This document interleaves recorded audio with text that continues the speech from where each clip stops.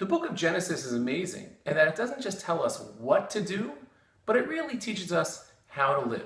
This week's Parsha, Parsha's Vayechi, is the swan song of Genesis, and it also, like its predecessors, gives us great instruction in how to live. Now the reality is we have other sources. Maimonides tells us how to live, and he tells us most attributes, when analyzed, are okay. You have to find a middle road. For example, giving charity is a wonderful attribute. But you can't give all that you earn because you'll be left penniless. And on the other hand, you can't be a miser. So you find the middle balance. You find what's comfortable and also what's helpful to society. There is, however, one attribute where he says, run as far away as you possibly can. And that is the attribute of anger. In this week's Parsha, Jacob chastises Shimon and Levi. What did they do? If we go back a couple of weeks, we discover that their sister was taken captured.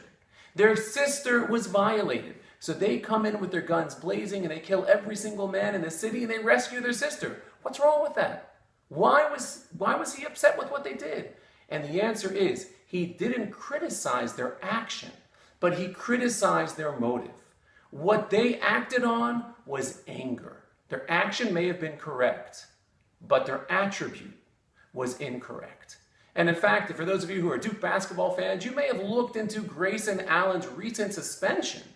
And he, for the third time, went and tripped a player on the court, and he threw a hissy fit on the bench. What was disappointing wasn't as much, in my mind, what he did on the court, as the fact that he lost control. And that is the issue of anger. When you get angry, you absolutely lose control. Let's say you're on the way to an important meeting, and you're driving through traffic and all of a sudden a tire pops.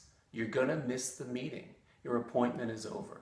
Alternatively, let's say you had someone, you asked them for a favor, you have to do this for me, I really need you to do it, it's really critical, and they fail you. What's your gut response? Get angry. Now the reality is, you missed the meeting and something critical could have happened. You ask someone to get you the paper, maybe they'll get fired. But that doesn't give us license to lose our cool and to get angry. What's wrong with getting angry? What's the root of the problem? It's that really it's an expression, I live my life. This is how I want to script my journey. And when that tire pops or when that paper doesn't come to my desk, that's a chutzpah. I can't believe that they didn't come through. I can't believe I'm going to miss the meeting. By getting angry, what you're saying is, I'm in control. But really, what we're supposed to recognize, it's not just about us. It's about our relationship with others and dealing with them, and it's even about our relationship with God up above. So therefore, when someone loses their cool, when they get angry, they're losing touch with themselves, they're losing touch with reality, that it's not just about me. And that's why Jacob criticizes his sons. He says, what you did may not have been wrong, but it's the anger element that I'm really disappointed. And when I saw Grayson Allen tripping for the third time in 10 months, it wasn't so much what he did. You get aggressive on the court, and sometimes you may be over-aggressive. It's the fact that he threw a hissy fit and he lost control of who he was. He didn't recognize, I could be better. I can improve myself.